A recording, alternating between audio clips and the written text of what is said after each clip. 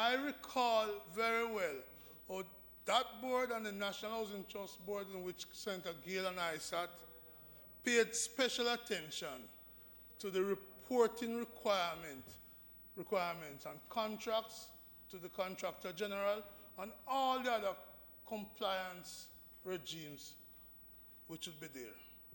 I will never forget, Mr. President, that at the first meeting under Chairman K.D. Knight at the UDC, and the minute Senator B is there, he spoke passionately about members of his board adhering to the highest standards of integrity, honesty, and truth. That presentation ensured that we all looked specially on the procurement arrangements there. So it's clear to me that procurement rules can work where we have strong leaders who put integrity above expediency. It can work. Not everybody. In fact, the overwhelming majority of board members and public sector workers are not into the corruption business. I want to say that very clearly. It's a minority, but this minority undermines our country and it takes away from the people the benefits the people can enjoy.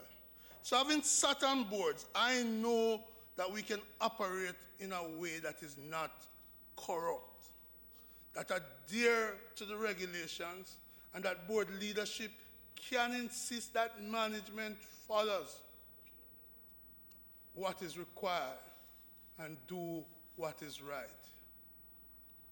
I wish to do a rare thing, to commend the Prime Minister for after 2.5 years of being in government, to announce that he's going to engage his government ministers into training and governance. 2.5 years after, commend you, Prime Minister. I wonder what you did on the first day. Oh, I remember. You issued the code of conduct to ministers. Yes, on the first cabinet meeting, he issued a code of conduct to ministers. Sadly, the performance that comes in reports to the Parliament would indicate that some ministers might not have read it, or if they read it, they disregard it. So today the Prime Minister says, he has to give them a lesson in governance. And this, well, he hasn't put the job description yet. So I hope that this reference to seminar in governance does not follow in the same way that the job description some ministers would be. But these procurement regulations, the minister said they are codifying what exists. I suspect that's why we're codifying them. Because they exist. We don't need to reinvent the wheel on anything. A lot of it exists already. For example, Mr. President, there are limits in the schedules and the value of contracts and what must be done. I believe, and I may be wrong on the number, that contracts above $30 million must be referred to the Cabinet or to be approved by the Cabinet. I am wondering if these regulations took into account that a wall at Petrojam, valued now at $90 million, never made it to the Cabinet, breached the Cabinet and the procurement rules. I'm not sure if these rules, Minister, does what Mr. Bruce Golding once said, that those who breach them should wear short pants. They should be locked up, sent to prison if found guilty of breaching these rules. I'm not sure that these regulations have addressed that. But how can a wall at Petrojam, coming in at 29.7 million, end up at 90 odd million, but reported to this parliament as causing 60 odd million in a ministry paper recently presented. I think it's 46 of 2018. Discrepancies. But what is clear, whether it is 60 odd million as reported in the ministry paper or 90 odd million as reported at the PAC, it breached the requirement of public procurement. This regulation will now require that 60 odd million plus must have a certain type of tendering, must have international bidding. But the wall at Petrojam was given to a selected contractor without, it appeared to us, public bidding, nationally or locally. And the minister have told us that that contractor is Construction Solution Limited. And when you look in the Contractor General's report and the bushing, it is that contractor that led him to say that in his opinion, 3 ministers who he named, including the former Minister of Energy, were in his opinion mendacious or that contractor was insincere. What is the connection that makes that minister name connected to that contractor in the debushing report of the Contractor General? And that contractor gets a contract for this expensive fence at Petrojam. What is the connection? I once heard somebody say there's a genetical link. I'm wondering what is the connection between Construction Limited and the breach of our procurement rules. Construction Solution Limited and the breach of our procurement rules. And whether these regulations being brought here today will prevent what took place in the bushing arrangement and what has taken place in respect to the walls at Petrojam. I wonder, what is in this, the fence, sorry, thank you, Fly. What in these regulations, Mr. President, will ensure that 74% of the contracts at Petrojam, I almost said Petroscam, will never again be by emergency tendering, but will fit squarely within the emergency and sole source, but will fit squarely within the rules. Because it's not the absence of the rules that is the problem, it's the absence of the enforcement of the rules that is our problem. And that absence of enforcement means we give the green light to corruption when we don't hold ministers accountable for their failings. We give green light to corruption when we don't hold ministers accountable. And don't tell me about the past. Where we are now must have learned from the past. We must have learned from the past if the past has any weakness in it. Deal with where we are now. So I want to make it clear, Mr. President, that 74% of the Petrojam procurement, and the Prime Minister knows that report, hasn't commented adversely on it. These rules, I hope, will address these. But you know, Mr. President, what worries me is that these rules requires that heads of entity, must take responsibility at Regulation 3 and the Public Procurement Regulation 2013. It says, the specialist unit established by the head of the procuring entity. Well, you know they say, if the head not right, then the rest of the thing not going to be proper. And if we have a weak and compliant head, corruption can take place. I want to say, Mr. President, that there was at Petrojam a head, managing director, a general manager, who on the 20th of July 2016 was called to a meeting at which board members, Richard Query present, and Percival Bader Singh available on the telephone. And that general manager, for whom the board praised for his outstanding service, was given a letter at that meeting on the 20th of July, where two of the board members, former board members, were present, saying to him, your service is now terminated with immediate effect. The letter said 30th of July, 20th of July, 2016. And what happened is a ruse.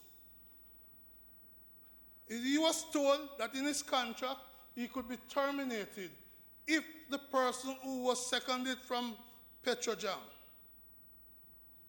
was to return to Petrojam.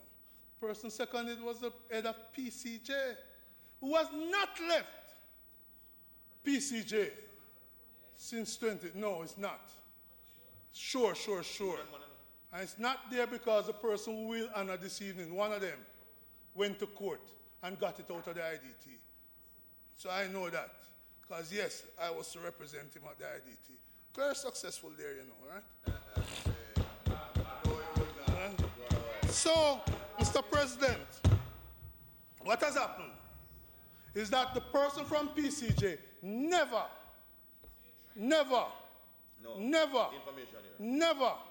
went to Petrojam, but he signed as general manager. Not only that, he got an increase in his Petrojam money emolument for the period. And then so, I am wondering whether these rules, on a point of order, Mr. President. Mr. President, it is quite clear understanding orders how the issue of relevance should be addressed. And it is not sufficient to simply call the name of the document that is before the Senate in order to deem that it is relevant and that you are speaking about it. The member seems to be abusing the process of debate, of legitimate debate, to discuss matters for his usual weekly political platforming. Because he doesn't. I say that because he doesn't. Point of order. No, point of order. I am on my feet on a point of order. I am on my feet on a point of order. I'm listening to a point of order. You can't and I'm raising a point of order to that because the minister is attempting to raise ulterior motive of a member of this chamber, and she should withdraw it. Continue. My point of order, Mr. President, is that the member is it's twofold. A, he's abusing the process before the Senate, and B, he is speaking to matters which are irrelevant to the motion. Senator Brown, in addressing the issue that is present before us, would you be mindful of the issue of relevance and continue? Mr. President, let me make it clear. I have no intention of making any weekly political stand. But you have a law to say that about me. You don't need to shout. I'm not shouting, but you have a law to say that about me. And you have not shown the balance that is required in this chamber. But, Mr. President, I understand. One minute. You are now saying that that the member said to you that you are making a weekly political statement, right? Hang on. That's what you said. Yeah, good. Okay. And you tolerated it. Yeah, and I tolerate it, and you turn around and accuse me of not being a person of balance in my dealings. So how is that helping the situation? Deal with the issues that are. You want me to withdraw that from you? I don't wish you to withdraw. Thank you. I suspect you wouldn't wanted me to withdraw. I don't want you to withdraw nothing. Thank you. You go on. So may I continue? But you can continue if you make your presentation relevant. Mr. President, these regulations have made it clear. The procurement regulations are aimed to deal with the issue of corruption.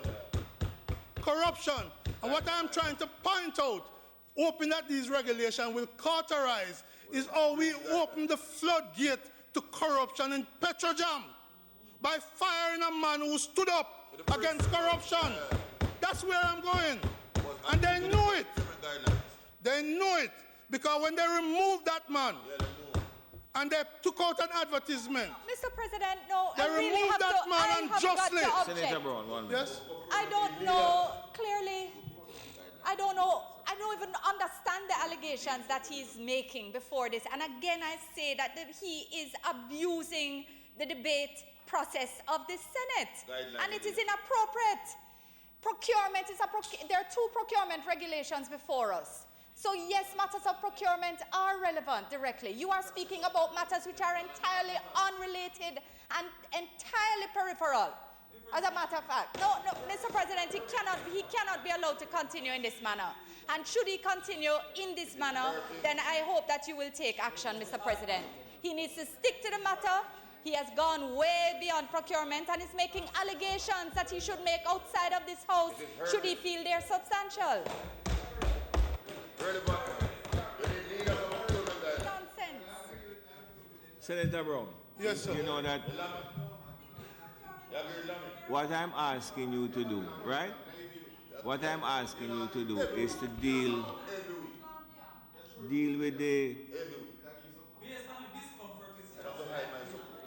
with the resolutions before you, and you are making allegations that, you know, really, I don't want to say without foundation, because you obviously have some inside information. But stick to the resolution and keep your presentation relevant. Mr. President, either I'm going to be muzzled. Regulation 3 speaks to the specialist procurement unit established by the head of the procuring entity. If we don't deal fairly with heads of entity, those entities will sink into corruption as what happened to Petrojam. That's the connection I'm making.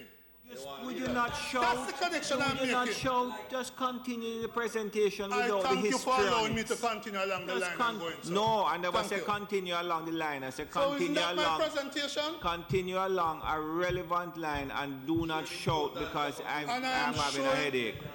Mr. President, my friends on the other side may not like it, but the headship of this procurement entity is enshrined in the regulation.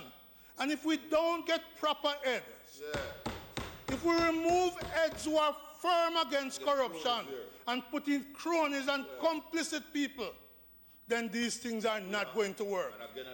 And I repeat that. And so I say, a ruse was employed on the 20th of July 2016, for which the minister was copied on that letter. The permanent secretary was copied, and the person removed unjustly. And then 26 flights breaching the procurement rules. Breaching the procurement rules have taken place. Chairman, point of order. Chairman, as everybody in this House knows, I don't really get up for things like this, but this is really taking it too far. Really taking it too far. I understand the little politicking, which I don't really involve in. But I mean, the people out in Jamaica know what you're doing, man. Mr. President, you don't want them to know. Mr. President, you have to rule on this. This is taking it too far. Corruption too far. It's taking it too far. Corruption too far. Mr. President, I'm certain that the standing orders does allow for members in speaking to the any matter before to be able to cite examples to the particular bill or regulation that is before. So, Senator Morris, you have reason to assist me with some guidance. Is that it? Mr. President? You have reason to give me some guidance. Well, I'm making an intervention. If you see it as guidance, fine. I will accept. But I'm just saying, Mr. President, from my certain knowledge and experience in the Senate, in these debates, we have allowed individuals in making their presentation to cite examples and link it to the legislation or regulation. And that's all I'm pointing out to you, Mr. President. Thank you very much. So what I can do, I've asked the member to be relevant. He has attempted to be. But what he has also done is run afoul now of the rule concerning repetition. Because 3 times you talk about the man at Petra Jam with the letter. Just move on, man. Let us get through the evening. It's 20 to 4. Mr. President, 3 times you talk about the man that has been fired in. Repetition is the mother of knowledge, and Senator Webber said the people need to know. Repetition is the mother of knowledge, but it also runs counter to the standing order. So just go ahead, please. Mr. President, let us be clear. Critical to these regulations is the head of entity. Very important. And if we get the type of leadership who is complicit, who is submissive to others, whether because they can be blackmailed or they are given favored treatment, then these procurement rules will not work. And I again cite the 26 honored travels paid for with taxpayers' money at Petrojam. I cite the wall that did not have cabinet approval. And I cite another one, Mr. President. I cite another one. I cite the 74% emergency, right? I take the 74% emergency tender. I make this other one, Mr. President. But before I make it, let me say this. Key to protecting and ensuring the procurement rules work is the Office of the Contractor General. I've already made comments. about the non-reports, annual reports, and the minister had acknowledged and said action was being taken. Again, I raise the issue of the sale of the lands, the property at Ocherios, having rooms, property belonging to the people of Jamaica under the stewardship of the UDC. People like KD Knight and myself know the valuation because we were on the UDC board. We know the valuation what was put on those lands. Those lands have been sold for over 1 year now, and the Minister of Information has not told the Jamaican people how much it was sold for and how much we got from it, or whether we conform with the procurement and divestment rules. We don't know. We haven't heard. We have been told since June last year that the Contractor General report will soon be published. We passed a new law in this parliament called integrity legislation with transitional arrangement. Why is it that the Jamaican people must be waiting over 1 year for the report and the sale of the rooms property to an overseas entity? Why should we wait to find out if a minister inappropriately inserted himself into those negotiations in conflict with the code of conduct governing ministers? These are issues which we must know about. On a point of order once more, he is imputing motive to another member of this House. He is also, Mr. President, and I'm not understanding, I consider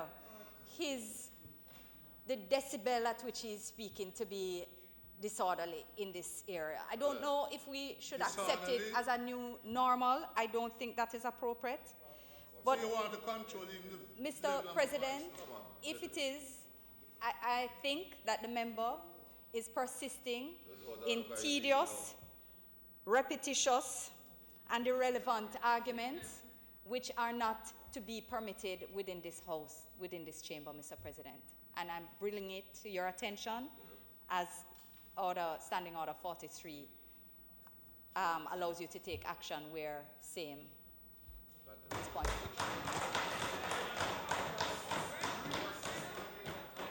I understand, Mr. President. The minister saying that Jamaican people must know how much them sell our property for? Senator Brown. Is that what you're saying? Senator Brown, listen to what I'm saying. You are working yourself up into a lather. Stop the shouting. Deliver yourself in a clear, concise, and relevant matter. Thank you for your concern about my health. I've never said anything about your health. Thank you for your concern about my health. If you see, I'm being Mr. President, you have been given some guidance. You don't know what he said to me. He said, keep it up. I can read. He said, keep it up. I appreciate that guidance. I can read his lips. He never said that. He said, you don't know what he said. So finish your presentation and make it relevant. You asked for the Contractor General's report before. Corruption must be relevant to procurement. Yes, but the way in which you are presenting it, you're not presenting it and dealing your presentation in a relevant manner. Mr. President, let me talk in the softest voice possible. Are you saying to me that the sale of government property over a year ago, without the Jamaican people being told how much it was sold for, relative to the valuation of the land that KD Knight and I know of, that is not relevant to something about procurement? What I'm asking you to do is stick to the relevance as it relates. Stick to the regulations presently before you and make them relevant. And I know that this is, look, I know this is a big occasion for you now, but just stick to the script now, please. You know, Mr. President, all the aspersions that you and that side make. It's not a question of aspersion. No, it's not a question of aspersion. You say it's important to me. It's not a question of aspersion. What is important to me is that this most corrupt regime that we have be exposed for what they're doing.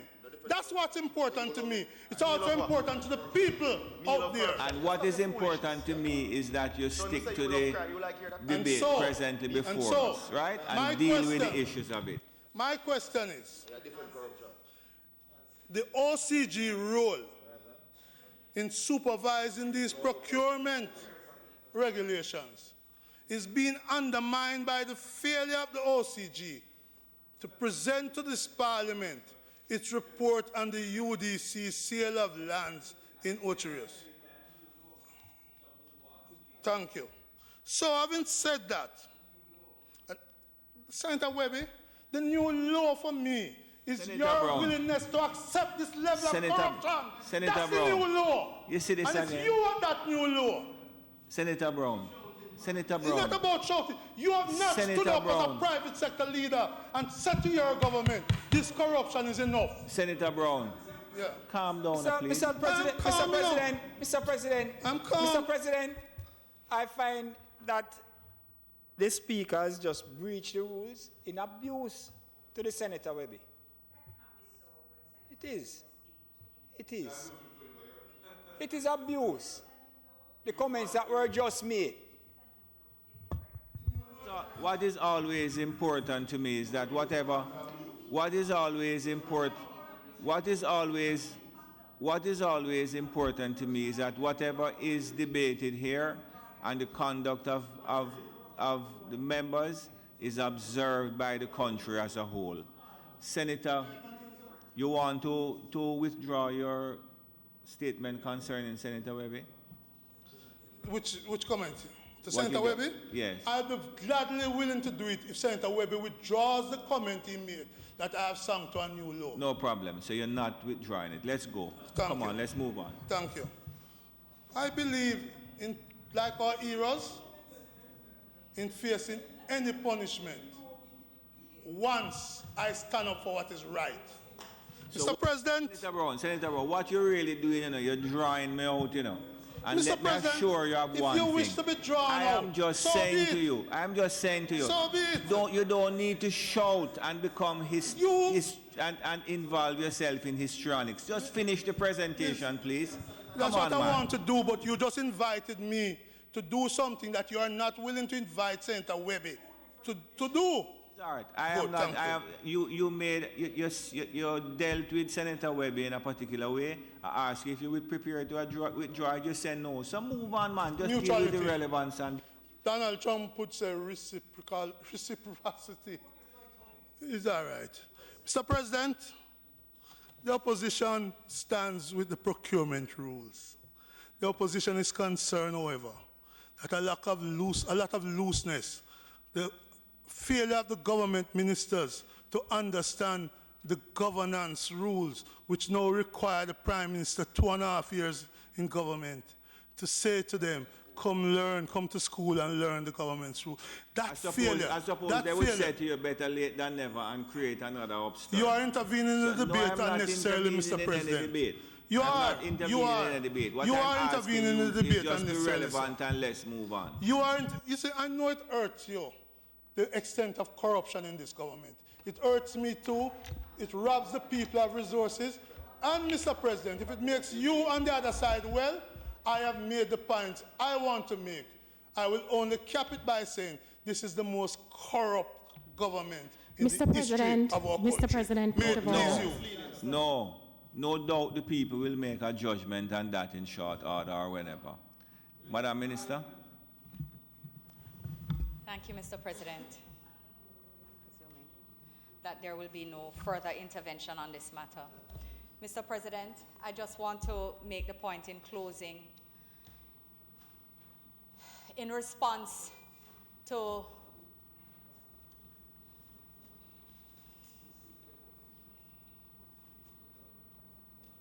the allegations and the aspersions cast in this Senate, I just want to support the observation which you have just made, Mr. President, because the fact is that it has been under this administration that Jamaica has improved in its standing under the Corruption Perception Index. Mr. President, it is this administration that has passed the legislation, improved and passed the legislation under the Integrity Commission Act.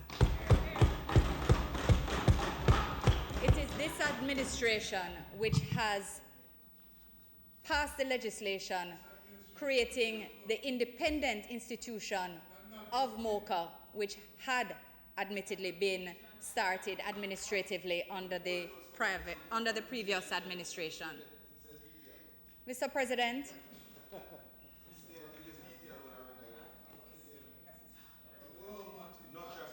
the Senator sought to speak to some issues of current consideration, and we understand that. But what we also understand is that the Prime Minister has acted, the Cabinet has considered matters, we have sought to find as much information as was available to us to take initial decisions, as have been done. The institutions of government which are responsible for investigation to see if there is indeed worse than maladministration that has presented itself at the level of management in the organization or otherwise. Those institutions are currently working, and they are doing, so far as I understand, they have promised to make their job expeditious and effective. Mr. President, where the administration has identified potential policy gaps which could cause issues of governance to be poorly administered outside of the particular entity where they were identified, Mr. President, those decisions have been taken and are being implemented as we speak. In these circumstances, Mr. President, I have to say that I really and truly consider it an abuse of the privilege that is granted to us to serve in this chamber, in this honorable chamber, to simply ignore that there are investigations and processes underway. As Senator Webby said, we understand politicking. We understand it. It happens. And it's part of. But, Mr. President, we also understand respect for this chamber and conduct in a way that honors this chamber.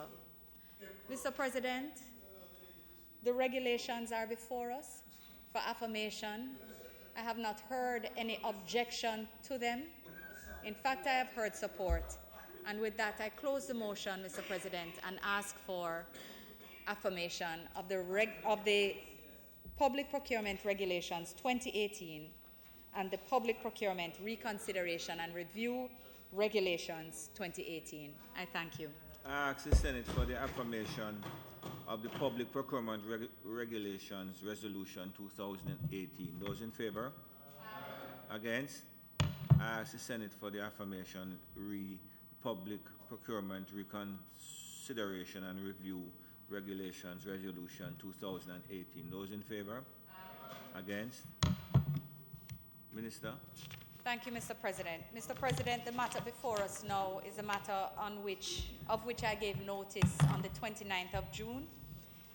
It relates to the Mutual Assistance Criminal Matters Foreign States Kingdom of Belgium Order 2018, which seeks to declare that the provisions of the Mutual Assistance Criminal Matters Act 1995 shall apply in respect of the Kingdom of Belgium.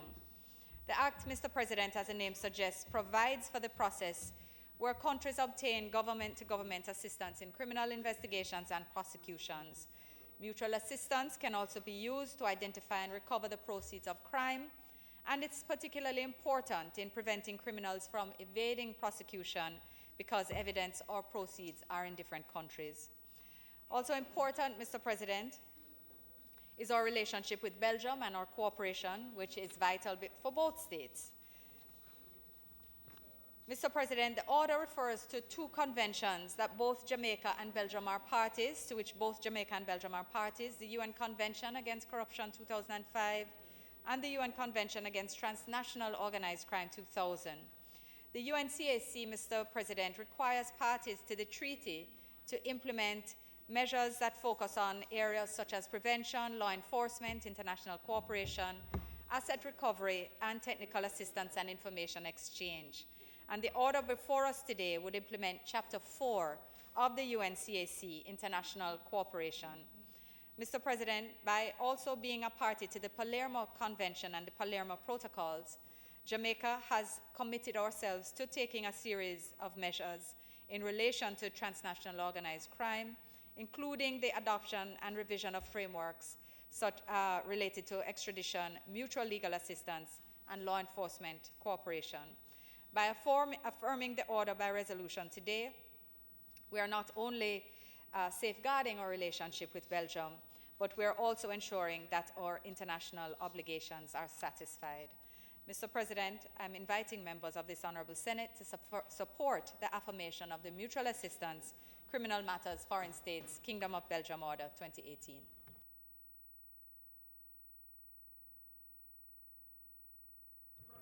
Mr. President. Senator Scott Motley. Thank you, Minister. Senator Scott Motley. Talk softly, Donna, please. Don't let me. No, I'm not asking her to speak softly. I'm asking her to speak in an appropriate manner. Mr. President, we naturally support this.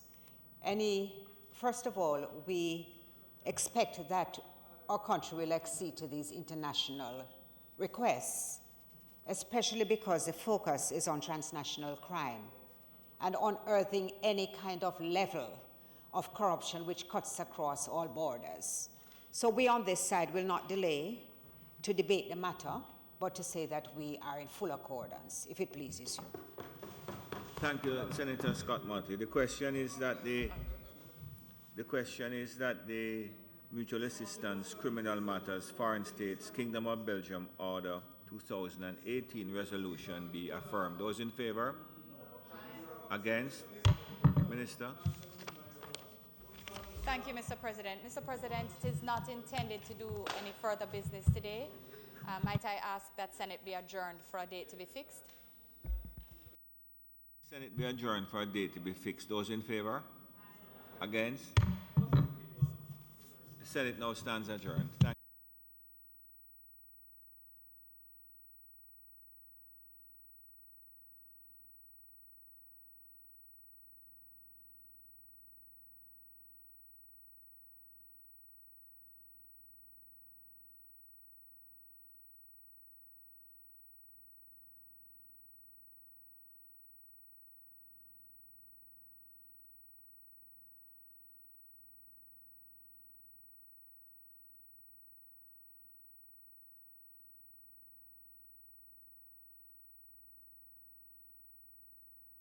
children feel when they are beaten?